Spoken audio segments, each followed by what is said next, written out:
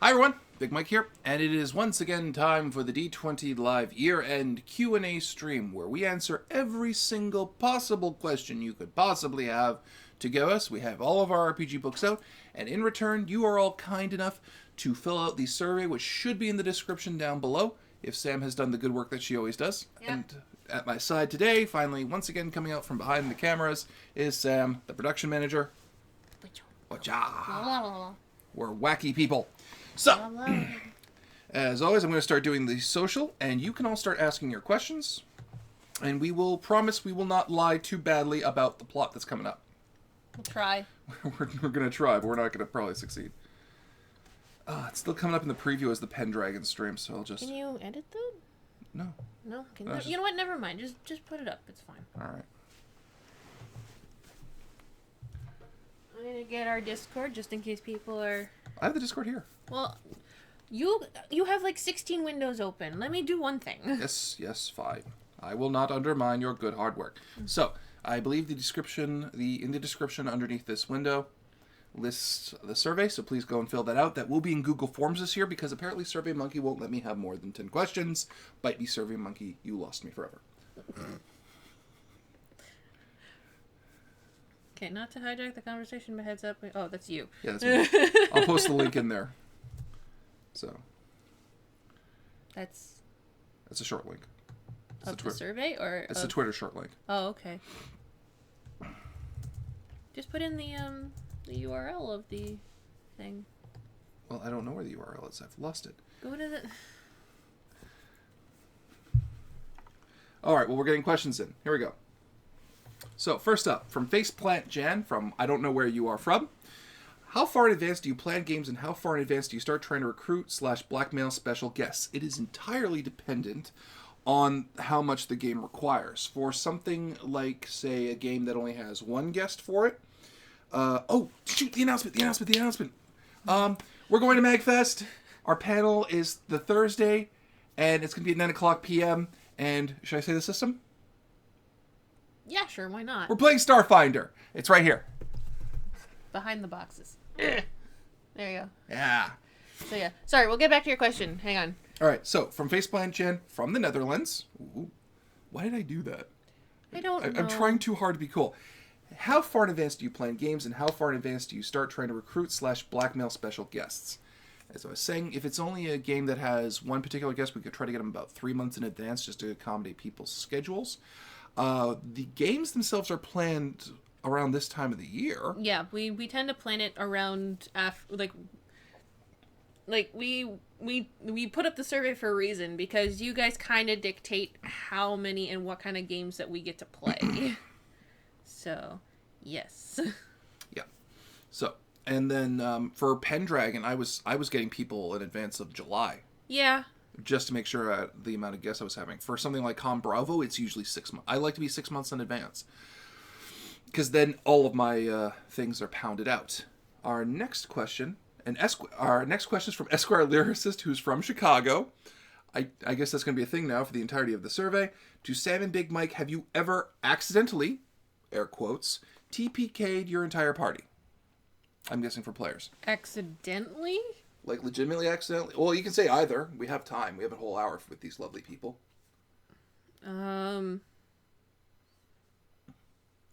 I don't know. I don't think I've accidentally done it. Mostly because I don't like to kill players. Mostly because, I don't like to kill players unless they themselves have actually, specifically asked or they've given me express permission to kill their players, right? Like, I know in Dungeons and Dragons it's always kind of the risk, because that's what adventurers are, but, yeah. Like, I always put the risk there that they might die, but generally I'm a pretty, I generally don't kill players unless my players tell me that it's okay to kill them. Right? I'm just under that mindset of doing it that way. I ask my players in advance what they're okay with in terms of death. The closest I've ever come to TPKing a party is in Paranoia. So, for the most part, it's hard for me to kill players. Not even on an emotional level, I'm just terrible at it. Yeah, my shitty rolls aren't an act. They're not. I am that bad. It was kind of hilarious, actually, because at Bravo, in the break, a bunch of guys went up to me and said, Mike, you cannot roll that badly. And I rolled 7 times in front of them and didn't make a single success. And they looked at me and they were amazed. It's like, how the hell did you do that? I don't know. A lot of the guys refuse to actually touch his dice because they believe it's actually cursed. It's true. Blazer 3000 says, so I guess Mike doesn't like being monkeyed around on Survey Monkey. Your pun has been logged, officially. So, please keep giving us more questions. If you can, please start filling out the survey. I'm not seeing any responses in there just yet, but it is a rather long 15-question survey, so I'm just going to chill out for a couple minutes and hope that you all answer. And please, go nuts, ask us questions. We have no problems. No one sent us questions in advance this year, not even the team. Sending troll questions again this year. Well, you know. You know what? Jordan snuck in last year. He was being a... Yeah, he apparently the gentleman who was asking all the hard questions last year was actually Jordan. I think he's changed his account name this year, and I don't know what it is. No, he hasn't. He hasn't? It's exactly the same. You just keep forgetting what it is. Thank you. I do have a couple of older questions that I can do. Let me see if I can dig them up. So. Okay, I finally got the link in the fucking Discord. In our Discord. We are a batshit nutty group of people, and we are the Muppets. I swear to God, of pen and paper RPG shows. Oh wait, here we go. Wait, Mike, do your bad rolls only apply when you're game master, or do they happen when you're a player as well? They're worse when I'm a game master. When I'm a player, though, the reason why I min-max as a player is not because I want to dominate, it's because I'd like to do well. And Sam can attest to this. Yeah. Because, okay, to be honest. Yes. Your rolls are actually notoriously bad, especially when you need it. Oh, yeah. Because there are a lot of times where he's just like, I really, really need this to work, and then he'll, like, botch it so bad, and then either Devin or I will be like, just roll it again, because you really need this. we don't want it to end like this. We really don't want it to end like this. Just roll. Yeah. So. It's also why I started playing mayhem characters instead of characters that had carried the plot, because it was like the worst case scenario was my mayhem character dies and I don't get attached to him. Yeah. Yeah, like a lot of our really serious role playing ones are maximized so that way you can't really fail. Well, I maximize them so I can't fail badly. Yeah, like even the characters that he does, like our Pendragon characters, right? My character was not maximized, but then again, I moved my character's plot forward for the story. His characters are there very much for, like, his characters are very much optimized so that way his roles aren't that bad. And somehow he gets out way more story than anybody, which is really kind of annoying to, I think, some of us. Okay. We're having a bit of trouble with the survey link. Let me click on it myself, because you tested it, right? Oh, that's weird. It's not. Let me double check the send link. Shorten URL. Yeah, that's the one I got now. So I'm going to put this in the chat and under D20 Live. There. So it's in the chat now. The Google Forms link for the survey. I'm clicking on it now. Why is that not coming through? Oh my goodness. Because it's doing a whole bunch of percent marks for some reason. It's also in the YouTube. Yeah, it's in the YouTube description. Don't do it from the chat. You do it from the YouTube description. That one works. Like I might. Well, hang on. Let me go test that one. Let me just double check it. Yeah.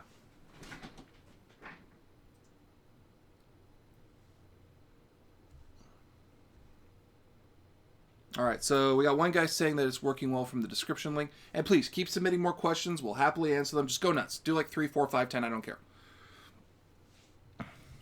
Heck, if you've asked a question before in a test stream, now it'll be entered in the official record. So please, throw them at me. Yes.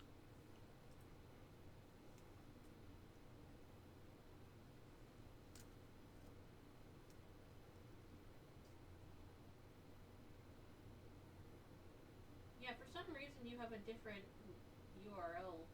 Is that one working, though? Hang on. No, it does not. All right. Well, here.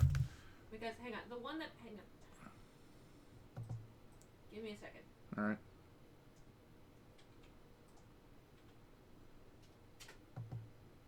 That's the one that we have in the description. Okay. Does that one work? That one I tested that one before. We'll test it again, because just in case.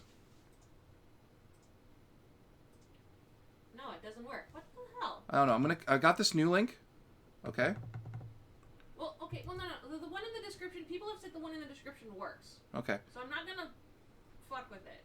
All right. If it works in there. Well, if it doesn't, if we start getting that they don't, I'll do up a new link, and we'll do that. Okay. Okay. So try the link in the description. Okay, here we go. Here we go. Please read the question out loud. Yeah. From Blazer 3000. So you guys ever have a partner animal in Dungeons and Dragons and forget to up its health when leveling, causing another player to kill it? I've never had an animal companion, actually, apart from horses and Pendragon. I've had animal companions before. Oh, dang it, I forgot to put up the OBS window again. Hang on, I'll be right back. My animal companions tend to die just because you throw them into danger and then you never know.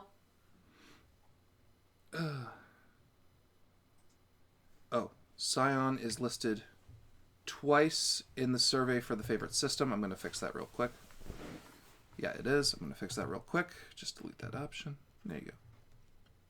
And done.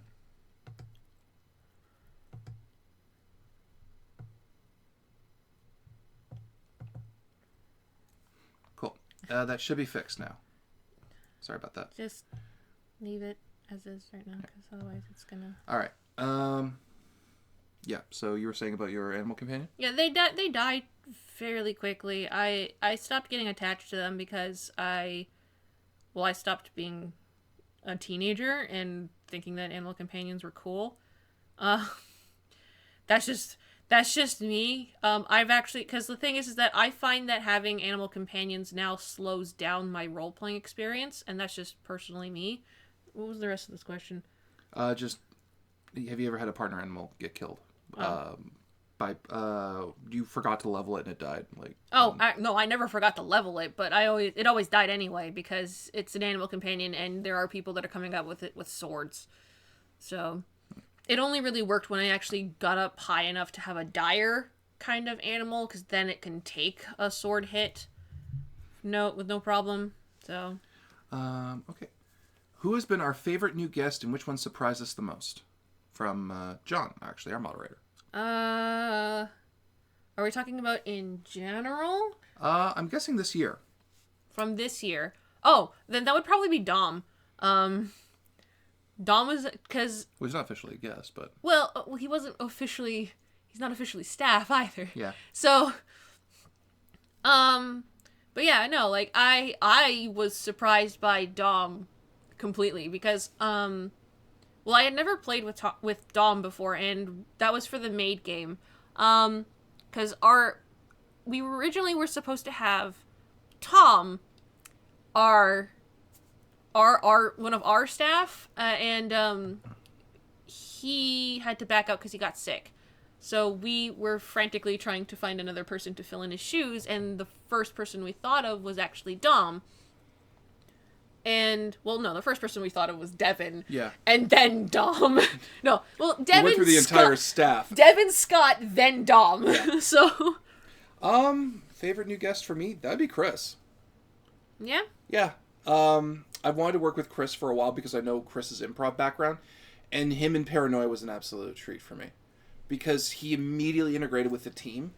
And they were he got into the whole, we're going to torture each other a heck of a lot.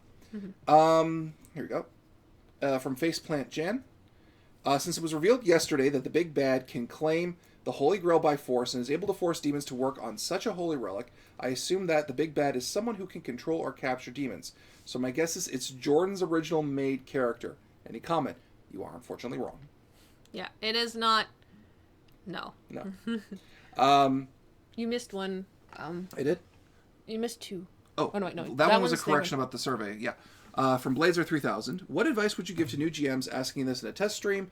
Good to have this in the archive, though. What would you give to new GMs? What advice would I give to new GMs? Don't be afraid to use modules in order to back up your own original creation. I know it seems kind of cheap, but it also helps you fill in content. Oh yeah, and just talk to your players, really. But yeah, no, like, don't be afraid to actually use existing modules to help fill in stuff for your original story, because I think I got really hung up on that when I was doing GMing for the first time, because I started doing modules, but that was in 2nd edition, and modules in 2nd edition are really mean, yeah. And I was just like, well, I don't want to use modules when I do my own personal thing.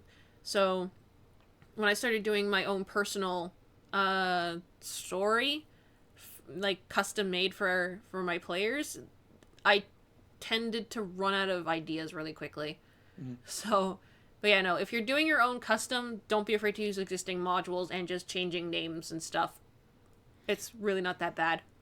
What would be my advice? Okay, I have my GNA, my GM advice set of videos. So for advice that's not in there specifically, because my general advice has always been, do not write a story, design a video game that you would want to play with unlimited interaction, because that is always the difference that makes or breaks a good game.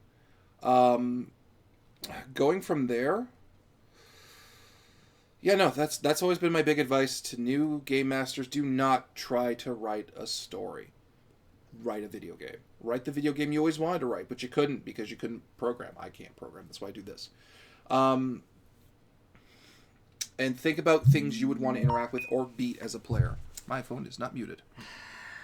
That went off right beside the microphone, too. We are so sorry for the noise. We do apologize. Okay. The Terror of Death asks, what did he miss? Just a few questions, Terror of Death, but you can scroll back. Pirate King Leviathan. Any chance that you guys would do a Dark Heresy game? Put it in the survey. There should be an open option for games you want us to play. Poor Xander Donald is getting picked on for having not seen the live streams yet. Then Xander, don't do the survey yet. Go watch all of the live streams this week. Because the survey's going to be up now until we get back from MagFest. So you're not in a rush. So go in and watch the live streams. You got time. Esquire Lyricist, what made you decide to start D20 Live? D20 Live originally was not going to be called D20 Live or run independently by me. It was actually going to be a thing I was going to create with the 404s. At that time, I had finally started game mastering for the first time in my life, and I was having a lot of fun doing it. And all these fun moments were coming out that were getting lost to time. And I said, well, I know a bunch of trained improvisers who would run an incredibly fun game, so let's get them all together in a room and record it for 4 hours. And you can still find that footage on the D20 Live channel. It's still up there for posterity. I think the first 4 episodes. We never did the last 2. And I didn't even GM the first game. And it never tracked well in metrics, and I knew I had a good idea. So at that time, I was very close with the head of Com Bravo, and I said, "Listen, I've got this idea for a game." Actually, no. Then we had gone on a road trip. I'd gone on a road trip with the 404s, and I made a bet saying, "I can GM anyone, anywhere, anytime, due to the nature of the game, not because I'm just a great GM." Not that you know what? I can say that. Can I finally say that I'm a good GM now? No one's ever stopped you. You've stopped you. I don't want to sound too big for my britches.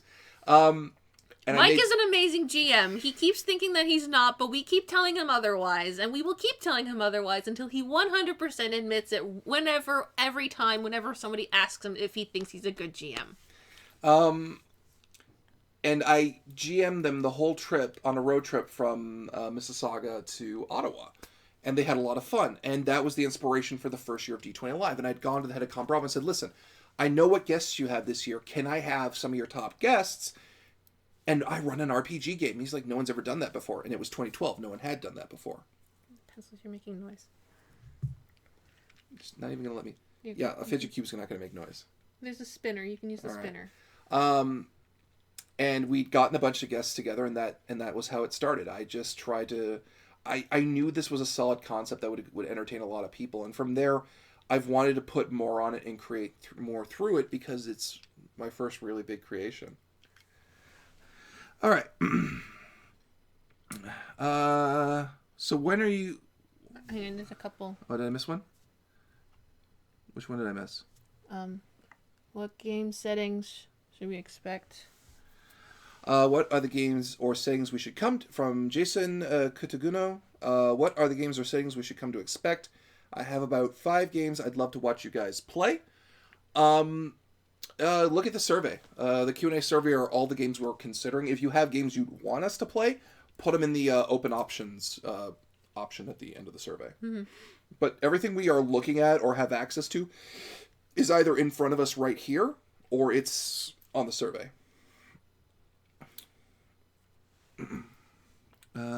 Is Desu still the ultimate power? In a universe. Is this... Who asked that? Is Jack? It's Blazer 3000. Okay. He's pretty cool. Desu is the ultimate power in Maid. Yeah. Not in the D20 Live universe. It's the only place where it's the ultimate power because it's Maid. And yeah. Maid's allowed to have Desu as the ultimate power. Again from Blazer 3000. So when are we getting You Can Do Anything If You Make the Acrobatics Chick t-shirt? I'm trying to find a shirt store that can let me do that, where we have words on the front and a logo on the back, and we can retail out to you online. We're working on merch. Yeah. It will come out sometime in 2018. Yeah, probably before Bravo. Hopefully before Bravo. We're really, really trying to work on that because we have a whole bunch of shirt designs that we want to actually start selling to you guys because we know that you guys want these shirts. Yeah, and especially whatever favorite quotes you want to be put on shirts. Yeah. There will probably be a survey at some point saying what quotes do you want on the shirt. We'll let you know when that survey comes up as soon as possible. It probably won't be at least until after January. Yeah, at this point, because we're too busy setting up the Patreon. Yeah. And the fact that I got a MagFest panel approval like a week ago has taken up all of my focus. Yeah. Which is why I haven't been on the Discord server as much, because I've literally thrown now it's up to 5 different plot lines for that. Yeah. Why are the Dark Sun episodes a month apart? I'm fine with them being that far apart. I'm just curious. It takes me a bit to actually edit through them. It doesn't actually take me a whole month, but I do have other things that I need to get done. Mm-hmm. So if I did nothing but edit, then I could probably get it done within a week. Yeah, the month format was decided by me because we've done the daily format, and that was with Vita, and it didn't track too well with our metrics with you guys. So what we've been doing instead is doing slower growth, where we've got a stream a month. We also have Dark Sun a month. And you all have multiple things to look forward to, rather than just, because whenever we've bombarded you with content, it doesn't work. But if we do, here's a new thing, and now it's tracking through. So in a given month, you'll have, I have not only a stream, I have a tutorial, I have an announcement, and I have Dark Sun to look forward to. That being said, we are thinking of adding more content to the month. Yeah. It's just, right now, for Dark Sun in general, because I have other things that I need to get done, it's a lot of personal issues. I'm not going to explain them here. Plus, we're all unpaid, so yeah, there's limitations. The fact that this is unpaid still, which probably will change when Patreon comes up, but even then, it's still going to be a slow trickle rather than a, bam, I can suddenly do this for the rest of my life now. Yeah. Unless you guys really want that to happen, then you gotta boost the shit out of that. Yeah. But, regardless of anything, I still need to have time to do all the other things that I need to get done. So yeah, that's the main reason why Dark Sun takes a month in order to get out. In the middle of the chat saying that I'm actually quite a good game master, Blazer 3000 says, do you not want to get too big for your fussy britches? Yeah. That fucking cat. Any particular order I should watch the live streams? Go to the D20 Live playlist for the live streams and just watch them in that order. That's it. They're in order. They're all in perfect order. If you want a canon order of things, I should do a canon order playlist of how things have done. The problem is Vita has to go in there. Yeah. The other thing is that the Con Bravo shows have to go in there too, but they're not there for plot. They're there for explanations of characters that will show up or plot elements that will show up. But that needs to happen in a certain order too. So. The best way to do it is watch the 2012 Bravo game, the 2013 Bravo game, and then everything else on the channel. Watch a chronology as it's gone up. That's the best way to do it. Yeah. We'll probably make a playlist where it's chronological. Yeah, at some point. Because the problem is Vita, because it's just 30 freaking videos. Yeah. Of content that you don't think is going to connect to the canon, and then some psychopath thought it was a good idea to connect it to the canon to make it make sense. Maybe you can only just put the last episode in there. Yeah, that would make more sense. Just be like, here's episode 32 if you want to watch the rest. Episode 32 of Vita, that is the canon, and then go rest of it, and just, that's about it. There's Jack. Oh, do not single him out. He said hey ho. I know. How hectic do you let your maid games get? Mike let me off the leash. I did. I let myself off the leash because it's all random tables. It doesn't feel as authentic if you try to structure it too much. Yeah. Yeah, Vita was very complicated. Poor Vita. It was a good idea on paper for Vita. I did not have the means to make it work. If we had an actual camera at the time and we had better audio recording, and if I was there every single day to help make it better and to help create atmosphere, and if there was music and if there was, some kind of imagery that went along with it, then that probably would have been a lot better. Just for posterity, where are the Infinity Stones currently? I'm going to say currently. Fussy Britches currently has the Infinity Stone of Time.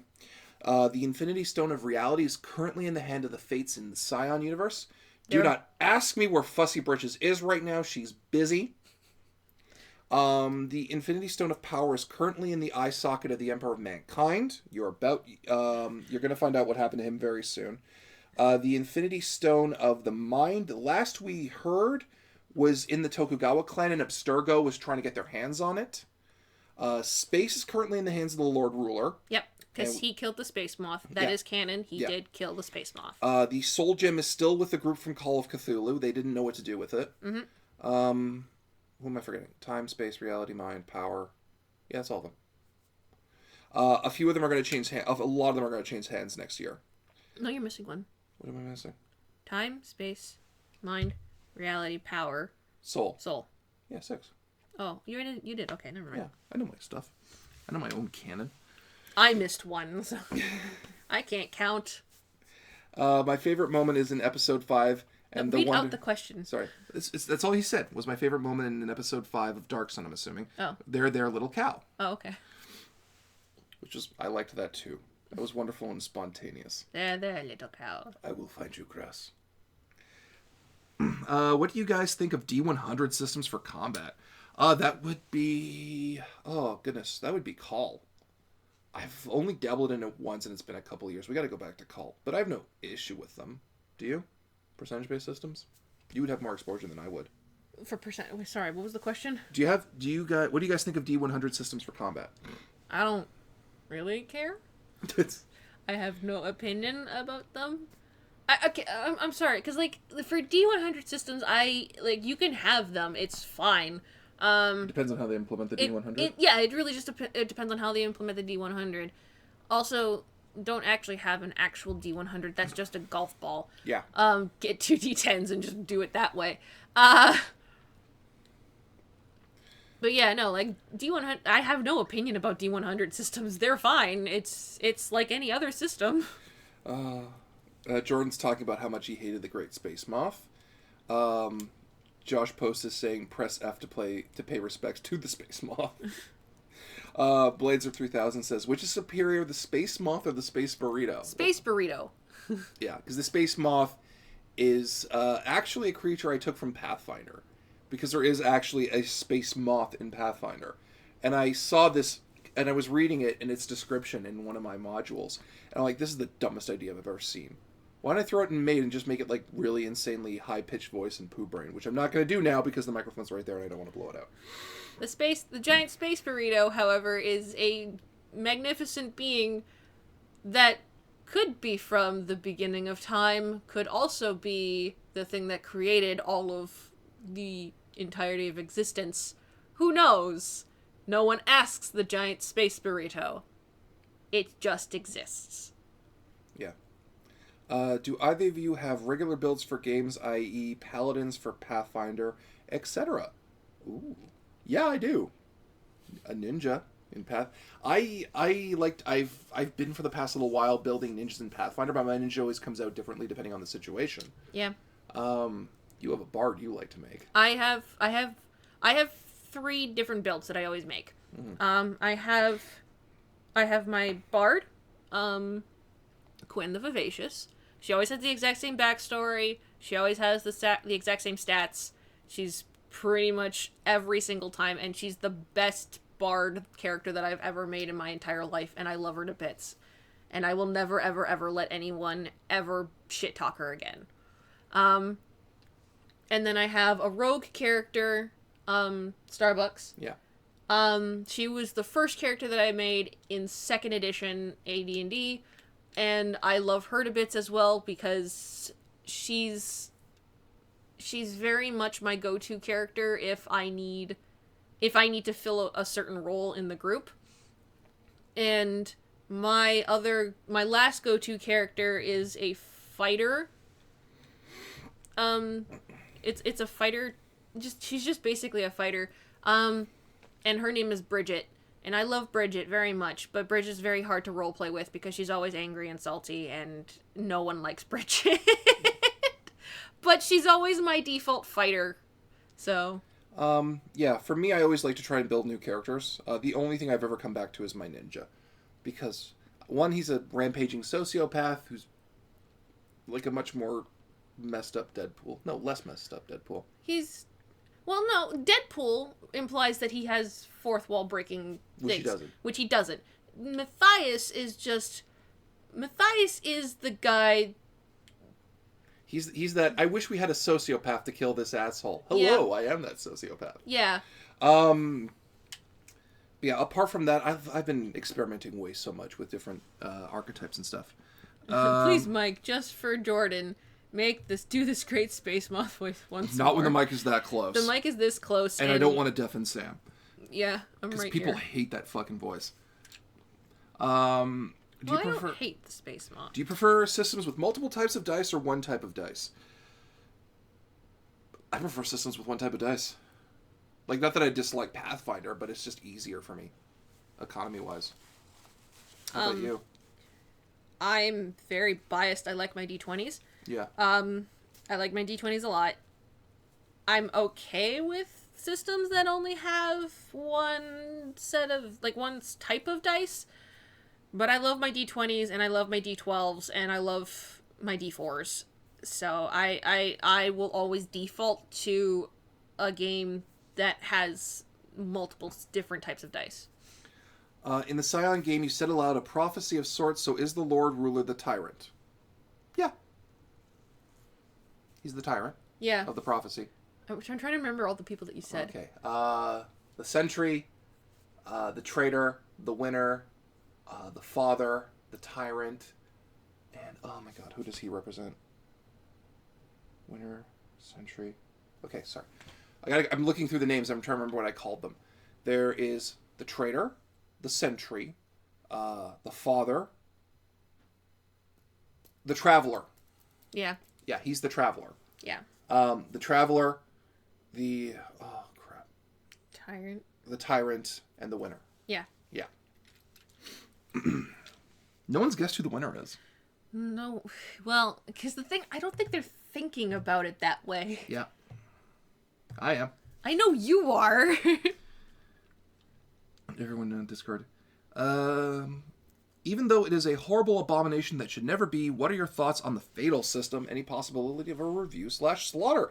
I've had no exposure to it. I keep hearing about it, though. Yeah. Like, and I'm trying to imagine, because I've seen the worst system I've ever seen. And that's Marvel Heroics RPG. Oh, yeah. Which is definitively, like, the worst game I've ever seen. If something ever unseats that, I'll be amazed. Alright, to put this in perspective, they had a core book with no character creation rules. I don't need to put it any further than that. Are you planning on making a series like Dark Sun, but set in the Forgotten Realms?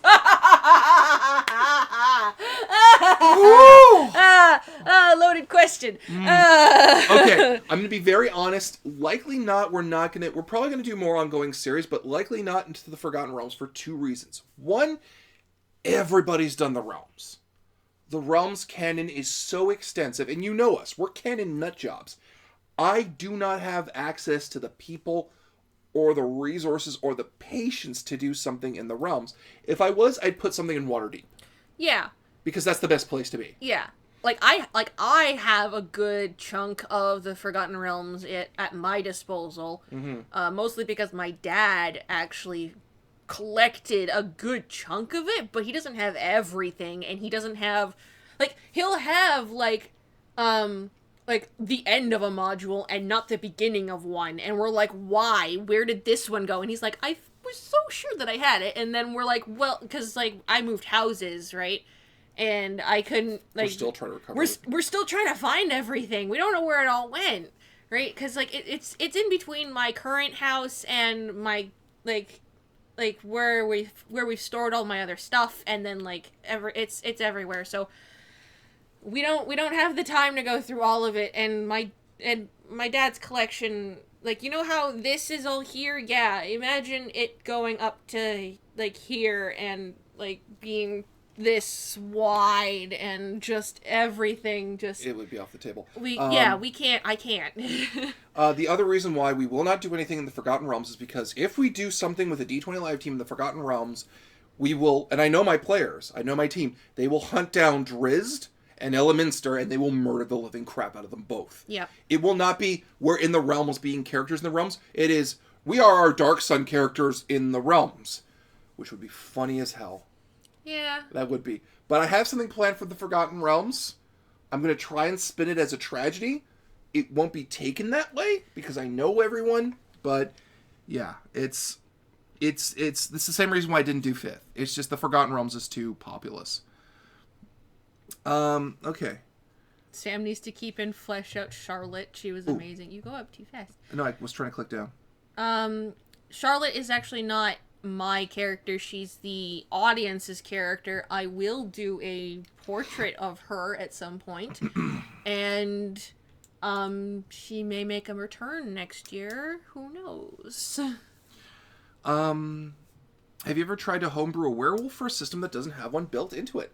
Not yet. I haven't done a lot of were stuff. Although I know there's a lot of good stat benefits to it, in, like, Pathfinder especially. I did, oh my god, okay. My brother and I did too many things with were things. My brother actually, I think he's actually watching the stream. I don't know. I know he's in our Discord chat, but my brother actually made a super, super, super broken werebear one day in 3.5, and it was an experience. So, I personally will never probably try to do anything homebrew with were creatures ever again, because a lot of it is broken, and a lot of it is very you have to be in it in order to do it, and I can't. I'm done. Mike Sherry asks, how much do you guys have in PDF form as opposed to the mound in front of you? To put this in perspective, Mike, this is Devin's Pendragon, and Devin legitimately owns all of these books, but he made a Pendragon binder. For us to use. Well, it was his. Yeah, it's still his, because he used, but it's for us, the group, to use. Okay? Right. To put that in perspective. Like, that's all of Pendragon. Devin's. And don't even ask, because, like, I like to find old homebrew stuff. I have the Pokemon homebrew. Yeah. I have the old Fallout homebrew. Yeah. For the D20 system, then that thing is like impossible to find. Yep. I love it. And then we have modules. We have. Oh my god, so much. We have so many like books. It's not even ridiculous. It's not even funny on how many PDFs we actually have. Yeah, it's stupid. We have so many PDFs just because we can't find the original books Anymore. Like it's yeah. And there's stuff we want to own too. There's stuff we want to own. There's stuff I want to print out. There's stuff it's just that's. Jack of Many Names asks, would you guys consider doing anything in the Dresden Files or the Wheel of Time? Yes, if there was enough call for it. Despite my objections to the Dresden Files, which have been made many a time, and we're not going to go into it here. Because this is not my personal rant space. I've never read the Dresden Files or actually the Wheel of Time, so I don't know. Yeah. Let's see here. But yeah, if you want to see it, pop it into the survey and just say Dresden Files and with the other stuff. Is Fussy Britches the winner? No. Should I say who she is? No. Okay. They can figure it out. Yeah. Fussy Britches is not the winner.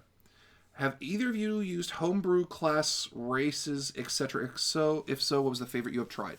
I like to avoid them because homebrew stuff, unless it's homebrewed by my team and we've all pounded it out, you never know when there's something janky in there. Because already as it is, like even third-party stuff we have a hard time with. Because Devin's trying to do third-party for Dark Sun, and it's giving him an aneurysm. Oh, you mean the Scion class? Yeah.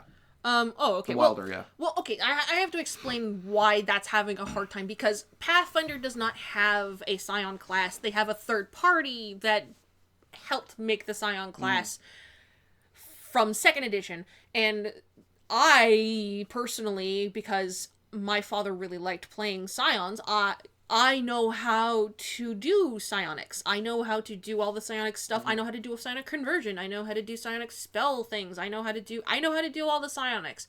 I even know how to I don't even have to convert it from 2nd edition. I just have to convert it from 3rd, because 3rd actually had an entire book of psionics.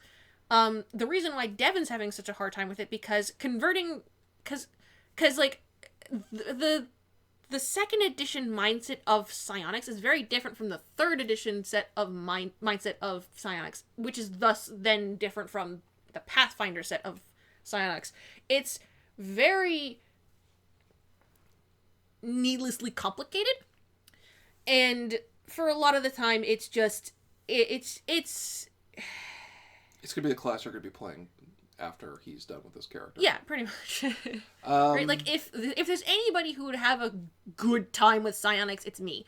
But for other homebrew kind of stuff, actually, I can actually say that I've actually done homebrew races before. And homebrew races, as long as you're in a system that allows for that kind of thing, it's easy. Homebrew races, because the thing is I work backwards. I design what the character looks like first, like what the race looks like first, and then give them bonuses based on that. Like if I have a race that has 4 arms, then I have to accommodate for that and what kind of thing. If I have a race that's like 8 feet tall, I have to accommodate for that, right? Because they actually have rules in the back that actually help you with that. I guess Fussy Britches might be the Traveler. Fussy Britches is not the Traveler. You guys are guessing. Keep guessing. By all means, keep guessing. I want to tell them who the Traveler is, but I can't. You can't. You cannot say a thing. Yeah. How does a game not have character creation rules in its core book? Josh, I have no freaking clue.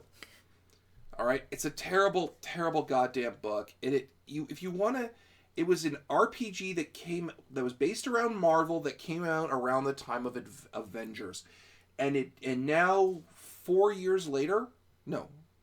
3 years later.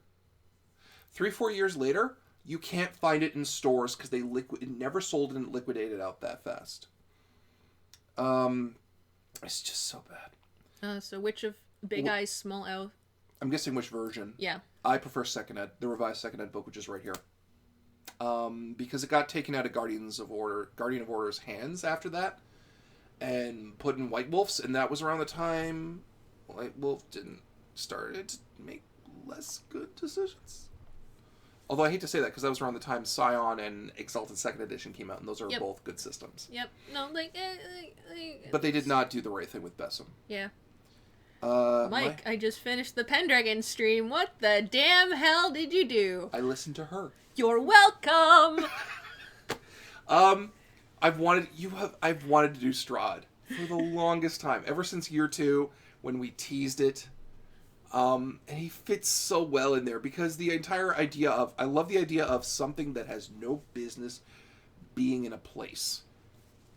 And because of what Strahd is and what he represents, if you're talking more about the players, I got 4 people together that I knew were going to make these shenanigans.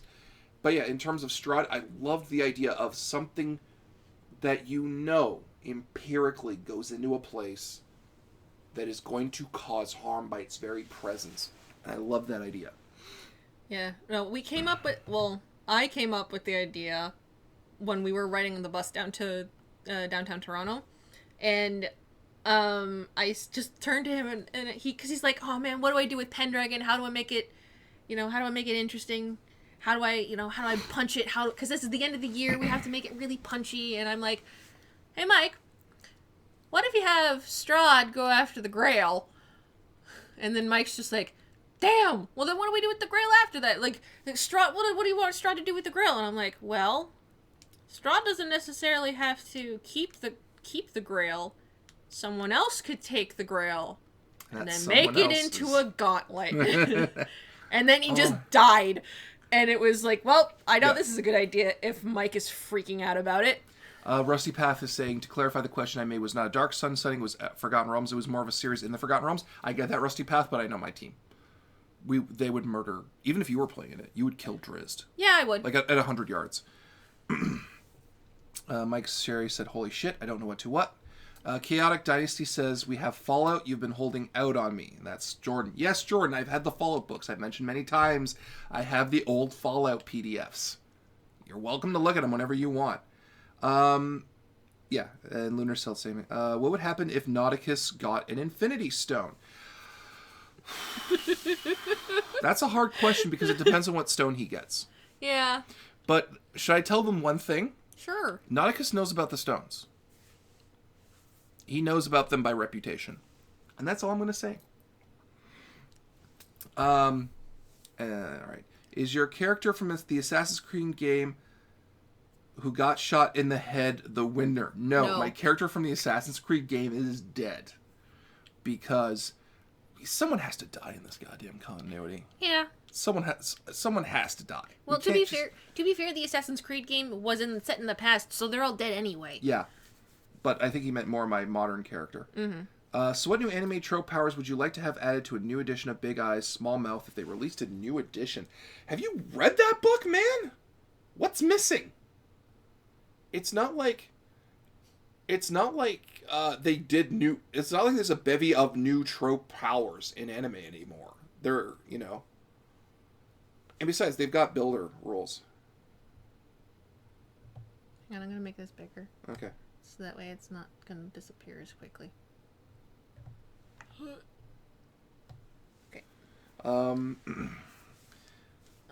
So that was your question. Yeah. And someone is asking, is Nauticus the Traveler? You'll see. Esquareless says, I actually own the third party podcast. I suppose they did a good job. Yeah. So when are we going to see Nauticus again? Or how about the ninjas from your Spirit of the Century game from Terrible Warriors? Oh my... Okay. Nauticus is if you guys want another Spirit sequel, he'll be there. Because he's going to protect his world from the multiverse. And all... Because Nauticus isn't going to let anything hit his world. He's not.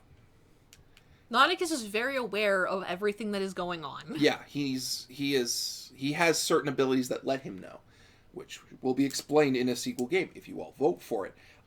If you're asking if the ninjas from the Spirit of the Century game from Terrible Warriors will come back, I hesitate to go back to old memes from different franchises because I'm starting to see a lot more fans who are just discovering D20 Live on their own, because the thing that happened was when I introduced Nauticus, and half the people went, it's Nauticus! And the other half of the people were like, who the hell is Nauticus? We love him. But who the hell is he? And I had people actively asking me on the Facebook page, who's Nauticus? Where is he from? And I had to say, okay, he's a character I made for the 404s, and then I did this, and I did that, and he's been here, and he's been there, and he's been here, and he's been there, and he's finally home here. So I'm kind of just saying to people, look, the Spirit canon and the Pendragon canon are all new canons here. It's entirely new versions of those characters. By the way, there will be a picture of Nauticus coming up soon Yeah. because, well, I have it. It's just I didn't bring it for here for today. But yes, not there will be a picture of Nauticus coming. He will it will more than likely appear when he makes his appearance next time, because I've had this picture since 2014. Oh, that picture. Oh, do you want another picture? I thought you meant the second picture. Oh no, not that picture. That one. That one's coming up. This year. Yeah, this coming year. That's coming out later. I don't know when you want that one, but there will be one of just him. Jack of Many Names asks, what was terrible about Strahd? Let's see here. He stole the Holy Grail castle, he murdered the Grail Knights, and converted them all into undead so that they can never go home and regain their honor. He violated the laws of the land and nearly killed the players, and he was actively trying to find Morgana Le Fay, because let's just see what happens when we make a medieval version of Bonnie and Clyde. The only reason Strahd is nowhere near as powerful as we all know he is, if you're familiar with him, is the fact that Strahd, by being in Pendragon, was both being actively pulled back into his realm, because he is a Dreadlord, and he cannot leave it for very long, if at all, and the fact that he kept violating the laws of hospitality. Strahd cheated a lot, and it got him in the end. If we ever go back there, and I would very much like to go back there, I will give you a full-powered Strahd. Nauticus would get the cheeky spanking Infinity Stone. Yes, he would. Nauticus would use the stone for his cod piece. No. Well, it'd be in the cod piece. It's like if you wanted to go get it. Yeah. But okay, so I'm sorry if you've answered this question. No, Nauticus is not going to go after the Power Stone. He's not dumb enough to go after it. I'm sorry if you've answered this question for upcoming Pokemon game. What system are you using and how does it work? Like, you keep rolling until you find the Pokemon you want. It looks like we're going to do the Pokemon tabletop because I finally read the rules for that system and I got them in 5 seconds. So I was going to do it over Christmas to New Year. I was going to study the system. But then Magfest gave me my panel approval, and that plan just went right the hell out the window. So now I'm just getting ready for that. Probably the tabletop, though. Yeah. Because there's stats for all the Pokemon, and I don't want to stat. I think that is a homebrew system. Mm-hmm. You can find it online. We have to find the updated Pokedex because reasons. Because we don't have the full Pokedex. And oh my god. But yeah, no, like what, like there's gonna be a special thing that goes on with the Pokemon game at Con Bravo. We're not spoiling it now. Okay. Let's see here. Any tabletop RPG guilty pleasures? Exalted. I love the frick out of Exalted. It's my guilty pleasure game. I adore that system. I adore that setting. It's been, oh my god, it's been 7 years. No, not even 5 years since I played it. I miss it in a profound way. I love the hell out of that system. I don't know if I have a... Endmaid. Huh? Endmaid. Oh, made. But, like, I don't think I have a guilty pleasure, mostly because I don't feel guilty for liking things. But also the things that I like are generally really well known and people like them a lot. So I don't really have a guilty pleasure. If we're talking about things that I like doing in general, I like the one-on-one games that Mike actually runs for me. Because he has 2. He has one for Doctor Who, and he has one for Gal Geiger, which is an anime. And I love that anime, and I'm super sad that there actually isn't an actual real RPG for that anime. It'd be so cool. But yeah. Okay. There's a question down that I'll explain. The question was, is the picture we have of Nauticus a not safe for work picture? Oh, darling. Darling, I'm never safe for work. I am work. And pleasure.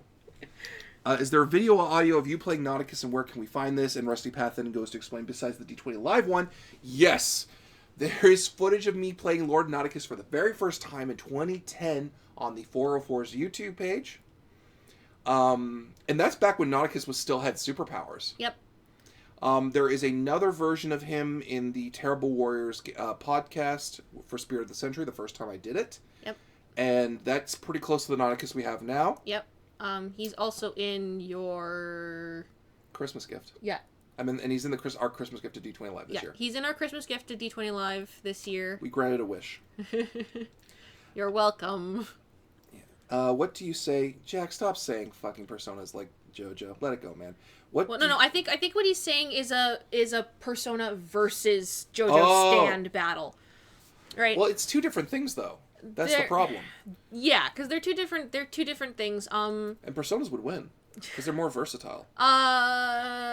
Okay, no, I actually have an argument against Persona for once, even though I am the biggest Persona fangirl in all of time and space. Stands tend to be really fucking cheap. And they cheat a lot. Especially goddamn Dio. Well, yeah. If Dio is in that running of everything, he can fucking stop time, right? No other Persona can do that, right? Okay. Right? No other Persona can stop time, and that's just bullshit. So... Now, sorry to cut you off. Jack, are you asking if we should do a Persona versus JoJo game? I'm not doing that. I'd have to do it. You would have to do it, but that would also be heresy for me. You would be you off screen screaming at everything because Mike has only just gotten into the Persona series, and you liked JoJo a long time ago before that. But the thing is, my favorite JoJo is Arc 2. Yeah, where there are Joseph no stands. And there's no stands, and it's vampires and Hamon. But yeah, no, like... we're okay to do one or the other, not both. Yeah. Well, we'll see. I'll never say never. Have you said what you are doing for MagFest? Yes, Esquire Lyrist, we are doing Starfinder because it's freaking came out and it's the best goddamn system out this Christmas. Okay. I don't know if anyone asked this. Is Nauticus a follower of Slanesh? Jack of Many Names replied, you get that heresy out of here. Faceplant Jen says, Slanesh is a follower of Nauticus. Nauticus is aware of Slanesh, but Nauticus is a big believer in consent and respecting people's limits. Nauticus is the guy, because when I was first putting Nauticus through to like what his final version was going to be, I didn't want Nauticus to be this guy who was pressuring people sexually, because I knew back then that was not going to fly within a couple of years. Yep. My entire thing was Nauticus is the guy who says to you, I don't care what you're into. Well, I don't care what you're into, darling, but I'll make sure you get it safely. And that's his entire thing. That's sort of what he's come to believe as he's watched cultures change.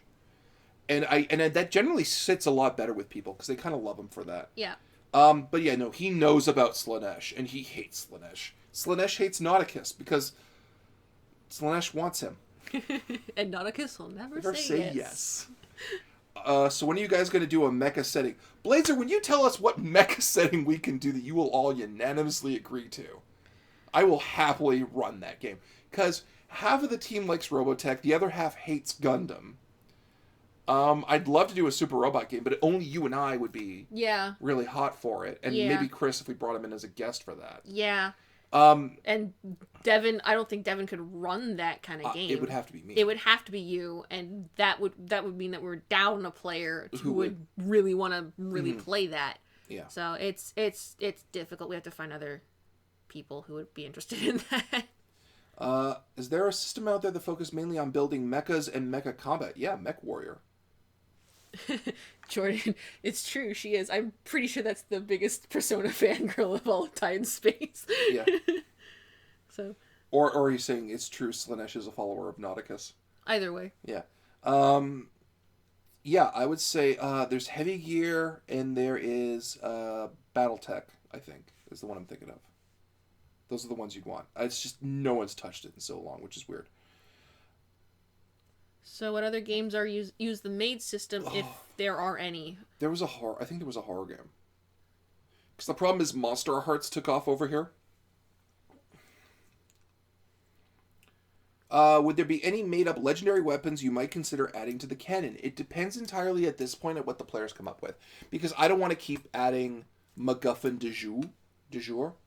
Because then it's like, oh, look, Mike's come up with another MacGuffin. If players take something and they make it legendary, then yeah. That being said, we do own, well, I don't, but my brother does, and I have access to it.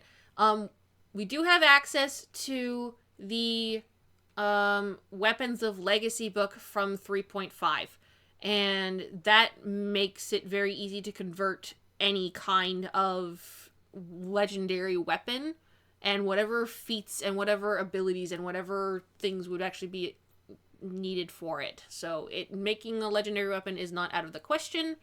It's just whether or not the guys are going to make something like that. Counter Saturn said, well, clearly you have to do a massive Frankenstein's monster version where you combine all the mecha games. Counter Saturn, that freaking exists, and it's called Super Robot Wars. And I can do it. And I'm probably the only game master in Canada, at least in Ontario, who could run that. Yeah, or Ontario, probably.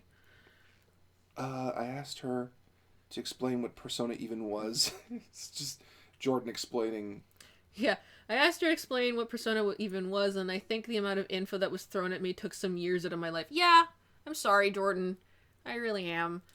But you asked, and unfortunately, I think that if people are on the Discord chat, then I think everyone remembers from the GM Talk chat the wall of text that I spat out on how to run a Persona game, and what system to run in it, like what system to run it in, and how to make characters believable and NPCs. You see, you surprise them. No one ever asks me how to run a Transformers game. Yeah. Because they know they'll get the exact same thing. Yeah. Be careful what you ask for. What do you guys think of a Silent Hill game for Halloween?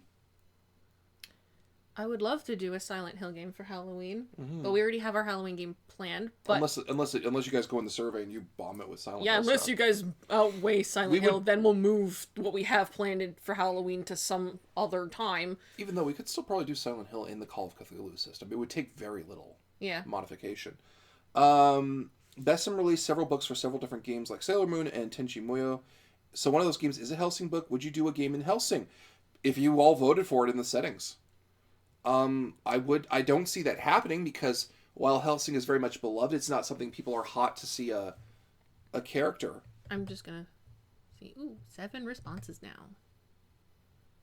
Okay, we'll look at that later. Well, go down to the one question. Which one? The one of what do they want to see next year for a game? That's systems, sequels. Yep, it's still in the lead this year. Oh, yeah, that one? Yeah. Yeah, that locks it down for me. Yep. That's 2 years in a row that thing's been winning the we want to see this setting. Yep. Back to the chat. Questions for chat, yep. But yeah. Would I do a game in Hellsing? It would depend on whether or not it won the votes. Honestly. Because we aren't currently doing enough games yet to justify, we're going to do a one-off kind of thing. Mm-hmm. Everything kind of has to have an impact in the canon.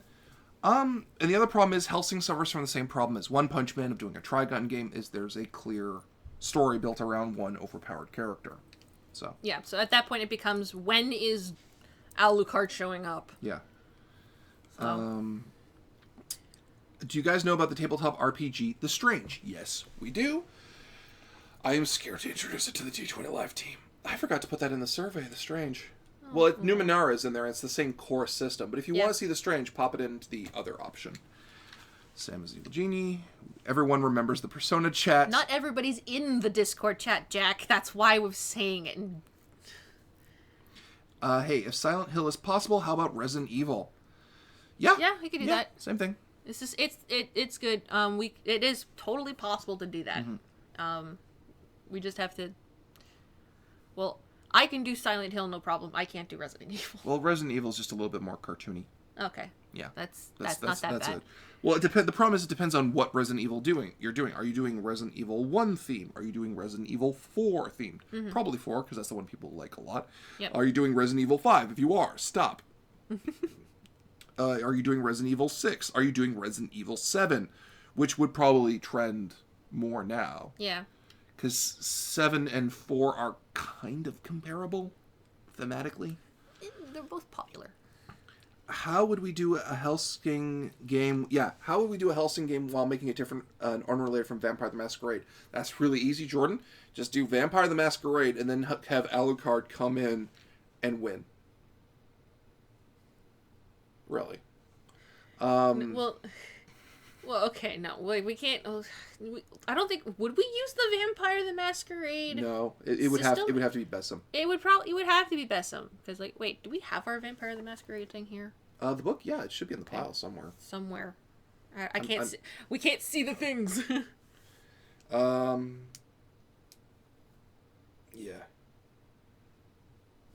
Well, making it different and unrelated from Vampire the Masquerade. Yeah, Helsing has a lot more being a power character. It's like, I'm a vampire, so I can now hold a howitzer gun.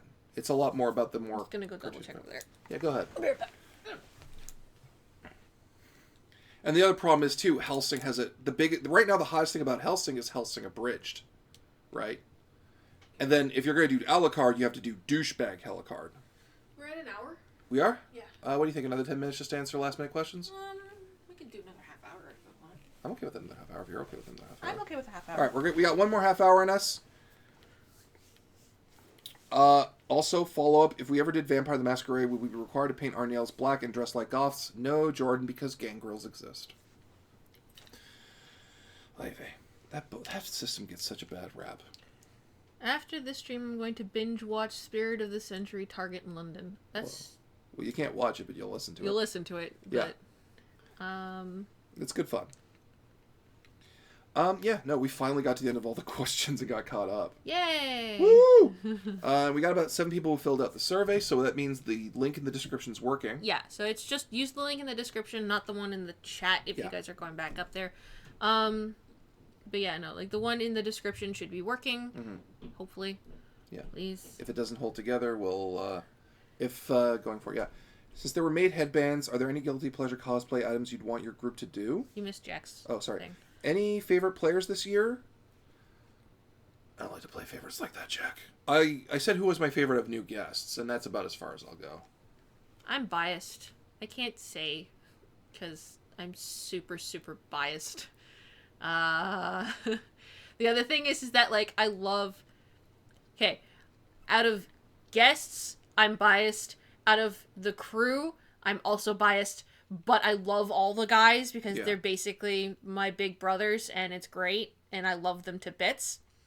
So I can never say anything bad about any of them. If you want me to go on about how Mike is one of the greatest GMs I've ever met in my life, I can. If you want me to go on about how Devin's one of the best immersive GMs that I've ever had, I can. If you want me to talk about how Jordan is probably one of the funniest players I've ever played with, yeah, I can. If you want me to talk about how Scott is very, very super hyper-focused in one type of character, and how he can, wrap all the plots and everything, yeah, I can. If you want me to talk about how Tom is great at filling any role he can, he has so many, he can just slip into any pair of shoes, yeah, I can. If you want me to talk about how Dave is, he's one of the most versatile players I've ever played with, yeah, I can talk about all of them forever. So Jordan just said no, just repeat that last part about him.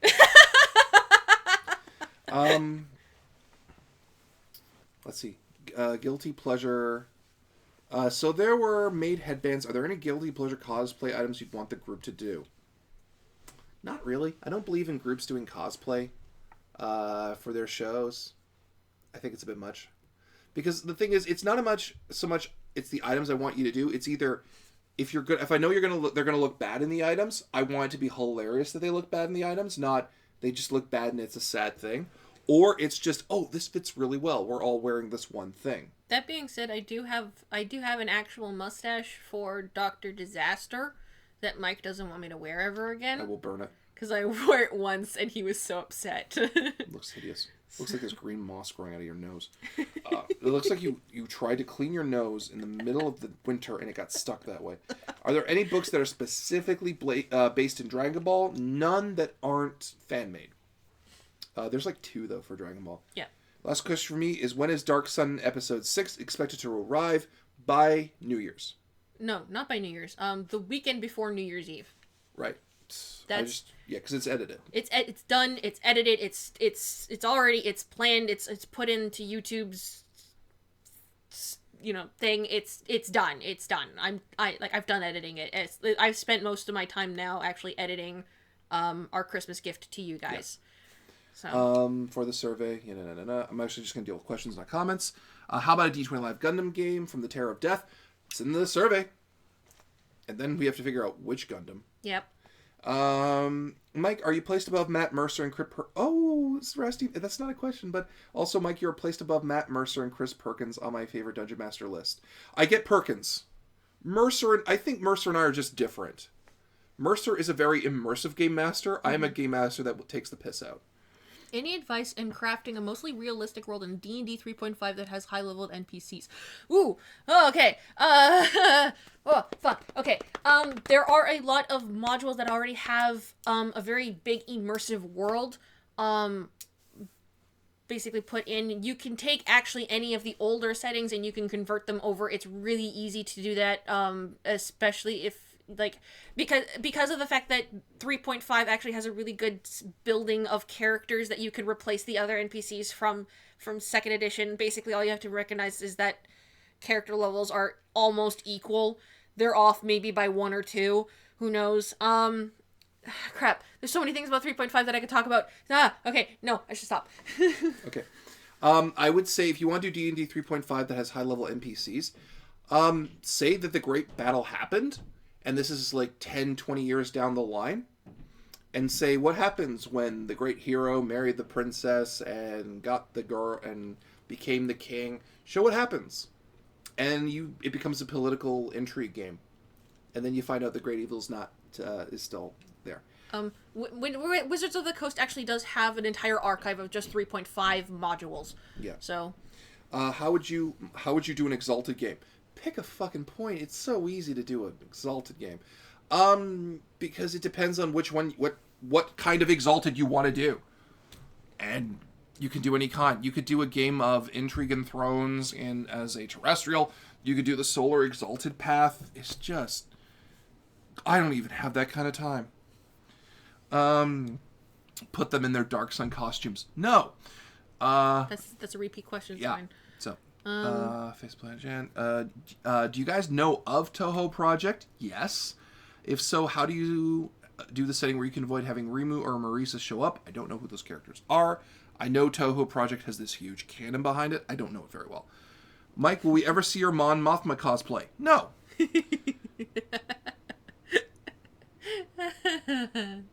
Rusty Path says, do you have any suggestions for weird or odd systems that you would recommend to learn because it does something really interesting or well? An example being Dread and its Jenga tower. Hull. Baron Munchausen. Oh yeah, Baron Munchausen. It's entirely a game of Go, it's your game. Go. Okay, The Extraordinary Baron Munchausen is a movie that Terry Gilliam made way long ago. I can't even remember when. It was probably sometime in the 80s. And it was about this guy who basically told extraordinary stories, and you never really knew whether or not they were true or not. And they had the most outlandish things. Like, he literally went to the moon and fucked the Moon Queen, who's the size of a giant, and her head detaches, and then he fell from the moon into, Hephaestus's fortress. Yeah, Hephaestus's fortress, and then it's just, it goes on, and then he dances with Aphrodite, Venus. Yeah. He dances with Venus, and then he gets kicked out and then eaten by a whale, and then it's ridiculous, and it's fun, and it's just absolutely amazing, and they've made 3 versions of this game. It's exactly the same thing, because basically what you're doing is they keep reviving it. Yeah, they keep reviving it, but basically what you're doing is you take on the persona of an extraordinary baron or lord or any kind of aristocrat of some kind, something with a title, and then you make an extraordinary story, and then the other players are people that are trying to disprove your story, so you can either take the disapproval.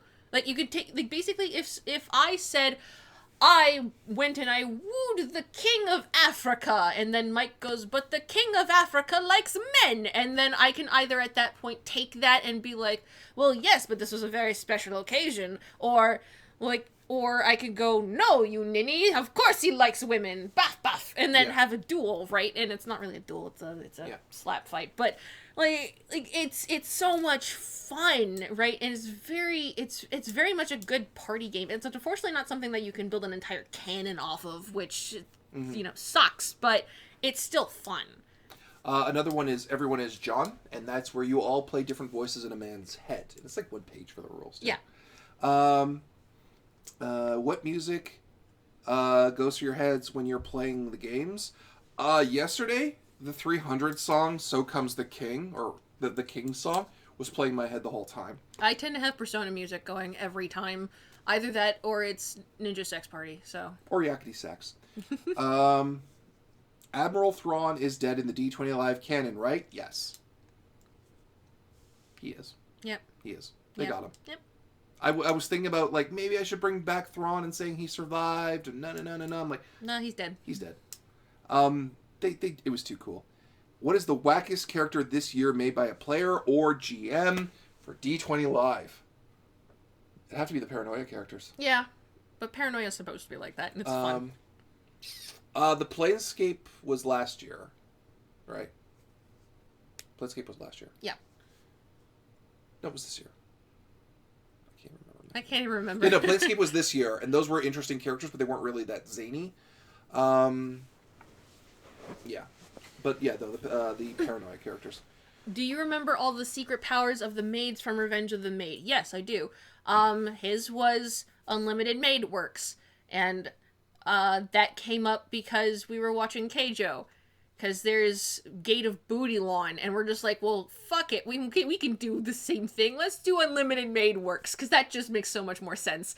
And then there was Dave's Cuckoo of Death that came out, which came out with random different types of cuckoos that could actually come out. Because, cuckoos are always dangerous to begin with, but when you add lasers or have them have fire powers, that's the thing. Jordan had... the fire and my laser Kamehameha thing, and Dom had the knives. Dom's actually wasn't the knives. Dom actually had a healing thing. He never used it. Dom's special secret power was actually a giant healing thing. It was actually last minute because we had to make his character the day of, and he just said my thing is a healing thing, and I'm like, all right, cool. Because he was supposed to be the healer, but he never used it, and it kind of ended up being the knife thing. How did Mike and Matilda meet? Was it romantic? I stole her from Devin. Devin had that mace, and it was his LARP mace, and I fell in love with it when I was holding it for the first time.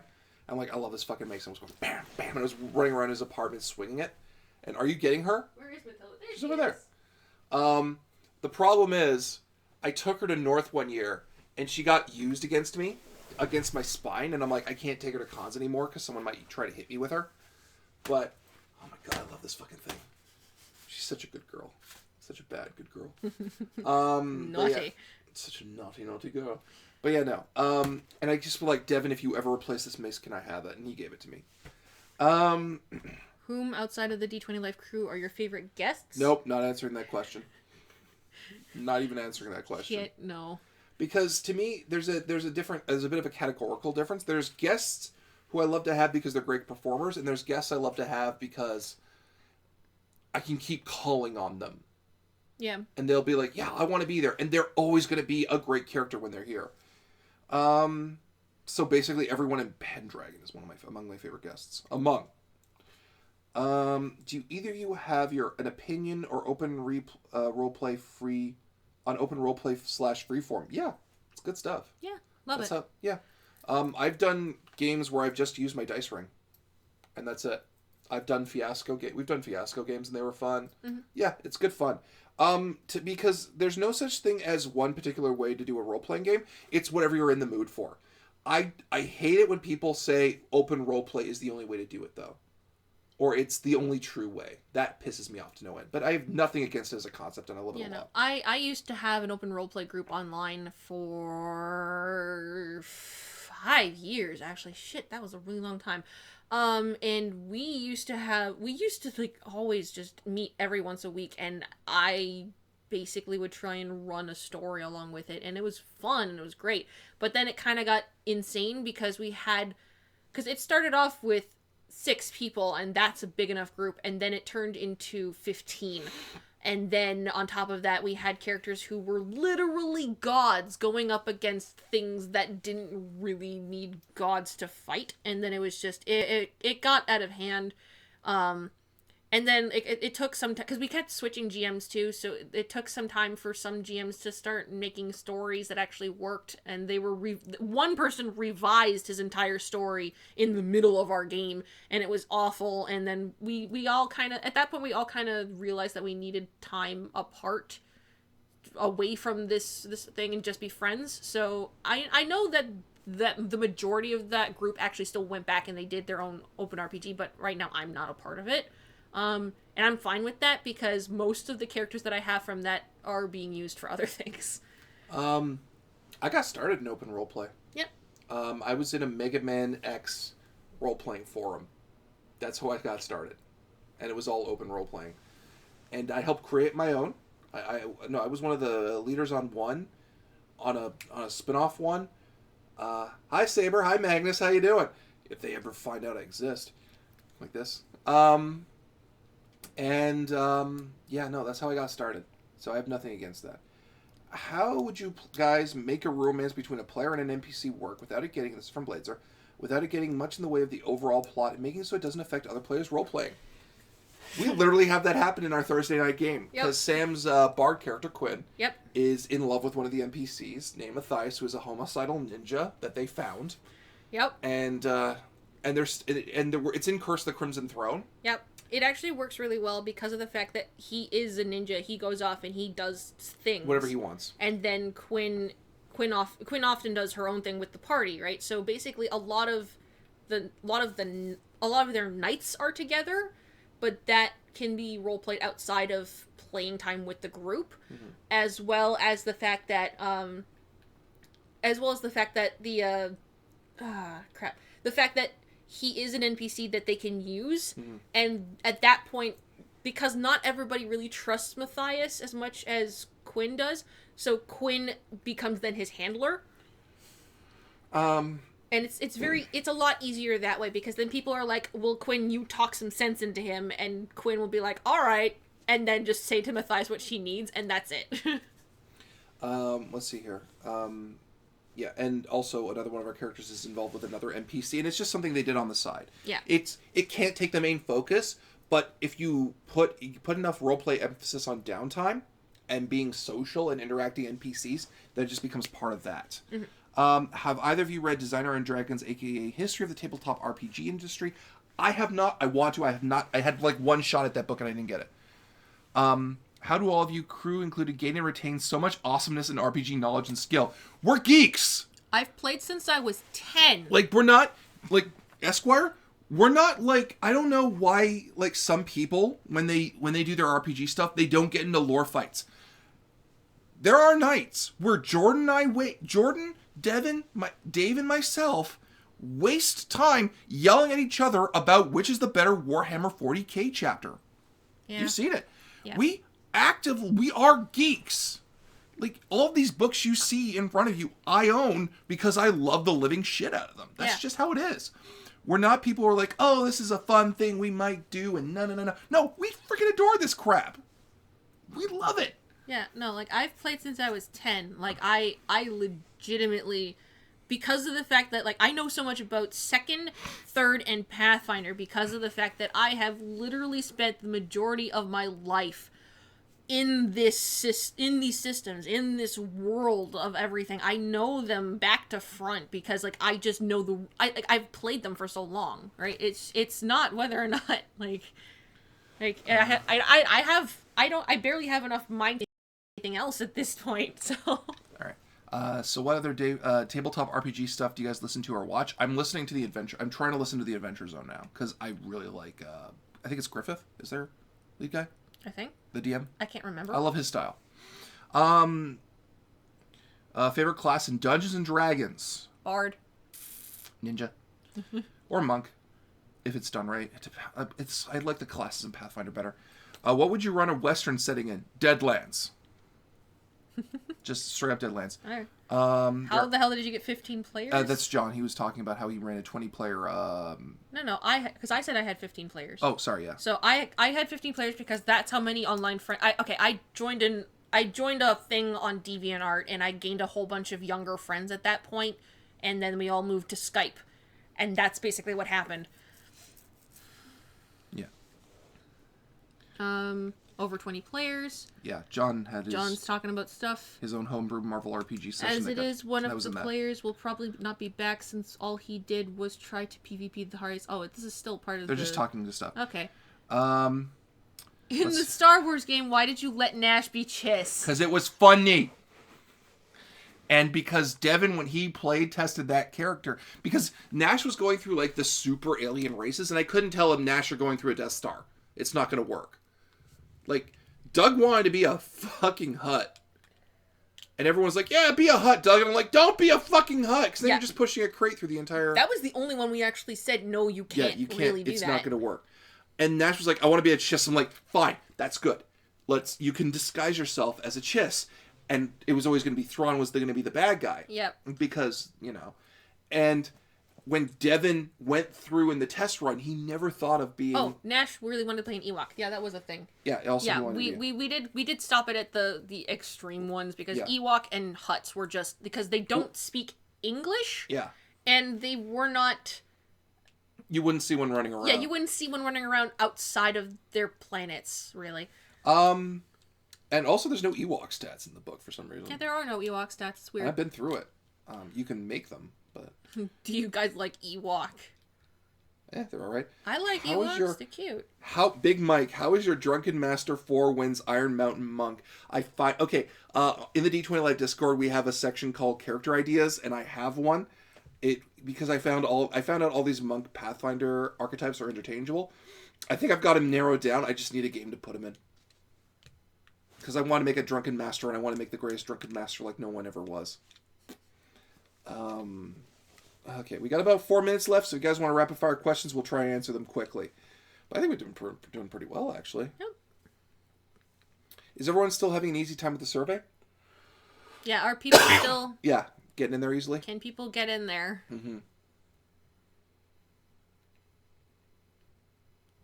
Most of us want a Drunken Master. Yeah, because everyone wants to play just a fun Drunken Master, because especially since that was the best part of Iron Fist. Yeah. Yeah, they're just saying, like, yeah, no, a Hutt would have been impractical that year. Yeah. But you don't want to stymie player creativity, right? But I've always wanted to have players run through the Death Star and just terrorize the living hell out of it. And that was the thing. Ewoks are great when baked into a pie. Yeah. Is this a generational thing where just people hate the Ewoks or they love the Ewoks? I don't know what it is. I don't even think it's generational because Jordan and I are the same age.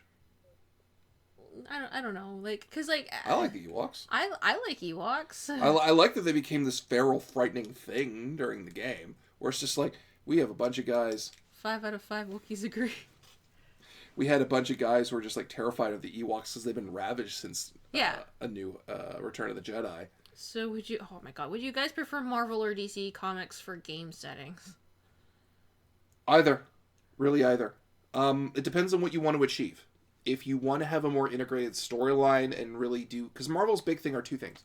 One, your characters are more mortal and more fallible. And two, you can meet anybody. DC is more, you are accepting the mantle of that strength and growing in regards to that. Mm-hmm. How much power would you guys give a player like, say, the Apocalypse spell? Yeah, I'll give a player the Apocalypse spell. No, I wouldn't. No, you wouldn't. I wouldn't.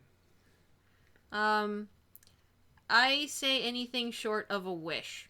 Yeah. Or anything that gives wishes. Or the fucking deck of many things. I hate the fucking deck of many things. That's how you die. And that's just it. So, yeah. Have you ever had a memorable moment where you had to use the GM hammer on a player? What is a GM hammer? Oh, just the flat no? Yeah, all the time. Have you seen who I play with? I have to all the time be like, stop it. Because Jordan tried to introduce tax and compound interest in our original Pathfinder game, and I had to put a hard no on that. Oh, okay. So you made with Spirit of the Century this year. Will more games become mix-ups? Okay. We're probably not going to be mixing systems again.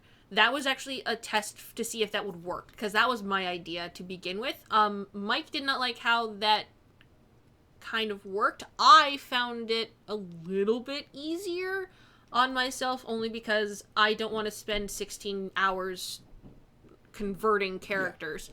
Yeah. But it's not that we're probably not doing that again. Yeah. Because if you guys actually look, if you guys look back at the Pendragon game, I actually converted Strahd from 2nd edition over to Pendragon, which was hard. Yeah. Because that's a completely different system, and it's a lot different from converting from 2nd to Pathfinder. So, but yeah, no, like I like it. Probably from going forward, we'll mix up a lot of stuff. We'll mix up settings. But if we're playing in, like, basically it's going to turn into, like, basketball. It's the home game versus the away team. So. Let's see here. Deck of many things would you give it to a player? No. I have. I'm not doing it, but you have, but yeah. I'm not doing it. Yeah, it's interesting to see. I have, and they sealed it up in a church because they didn't want to pull any more cards. Have I watched the anime series Slayers? I have it on DVD. I watched it back when it first came out on pirated CD-ROMs. That's how far back I go, where I watched it in real player. Yeah. I watched it when the DVD came out. Let's see here. My first champion. Can we, in the Discord, try arranging a game or two using video chat? That's on you guys. As of right now, officially, I will say we will not be allowing games to happen in the server itself, but if you make a friend in the server... Yeah, you can, because the thing is, you can't make video chats in the server anyway. Yeah. But if you guys if you guys on your own initiative want to make games out, like, from the people that are in there, just make friends, find out who wants to play a game, and then make a game that way, because we fully encourage you guys making a community out of this. Yeah. And we probably might start up a GM's looking for players thing. Yeah, we'll probably put up a message board for everybody. We have a few boards to put up in there. Yeah. Is it bad that I have multiple decks of many things in my homebrew game? No. It's not bad. Right? No. You can do whatever you want. Yeah, no. It's just we shy away from... Well, she shies away from because I keep referring back to the last Q&A thing, because I had an awful experience, so I don't do it. So... what year will the Infinity Arc reach its first climax? It just did. This is the first climax. We reached a climax last year. Yep. With what was our last game last year? That was Spirit. Spirit. And Nauticus learning that all the gates had been opened. Yeah, that was the first climax. These and with Fussy, the final stone being revealed. The next one was this year with Pendragon when you learned what happened to the Grail. The next one will be next year, and the D20 and the Infinity Arc will end at 2019. Yeah. Yeah. There will be another arc afterwards. First climax was Nauticus approved. Nauticus was the climax. Now, yes, Terror of Death, we have gotten your recommendation on what Gundam settings to do. You guys think Archie Comics would make a good setting? No. Sorry. No. I read all the Archie comics from... What about Riverdale? Stop that. Okay. Because I read all the Archie comics.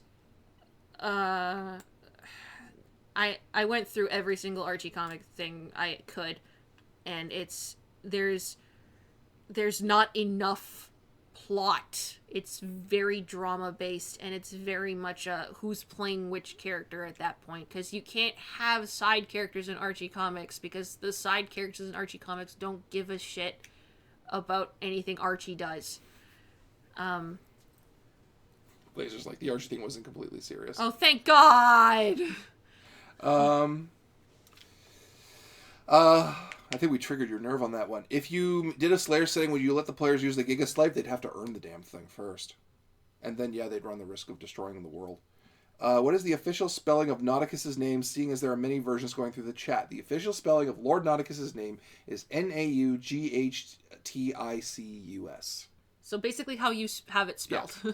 But he sometimes changes it just to screw with people. Yeah. Because there's been versions of it where it's spelled like it's nautical Nauticus, and some where he's naughty Nauticus. Although Nauticus isn't his real name. And we finally learned his real name. Well, we did. We finally figured it determined out. his real name. But yeah, it is Nauticus based on the root word naughty.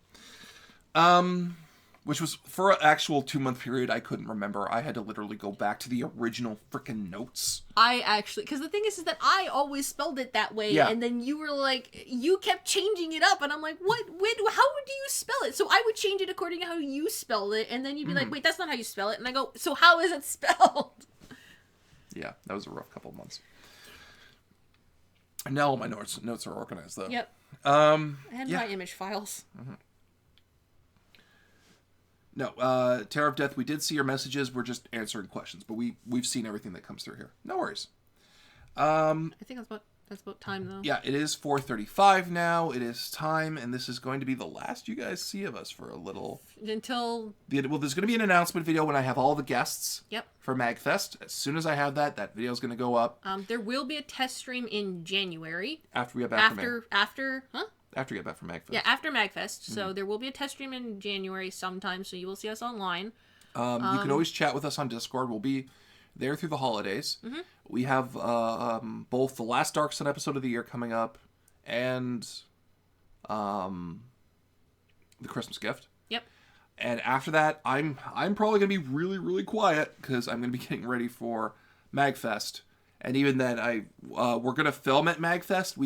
As far as I know, we can't get a stream going for MagFest, so you'll see it all in post. Yeah. And you may see a bunch of people coming back from MagFest being like, oh, we saw this guy. Please, when the MagFest announcement video goes up, pimp the living shit out of it. Because I want so badly for us to become an ongoing thing at MagFest, because they don't have an ongoing RPG group yet doing shows. And if we beat everybody to that punch, it'd be really cool. But yeah, no. I will try and get the MagFest video out in January as soon as possible. Yeah. It will really depend on what goes on in my personal life. And Dark Sun. Because I still have to get that done too. Mm-hmm. But that's it for us, for D20 Live, for 2017. Bring us to an end. Please fill out the survey. If you have issues with the survey, come talk to us on Facebook, Twitter, Discord, and we'll share a new link and all that good stuff. Have a safe and happy holidays, everyone. Later. Oh.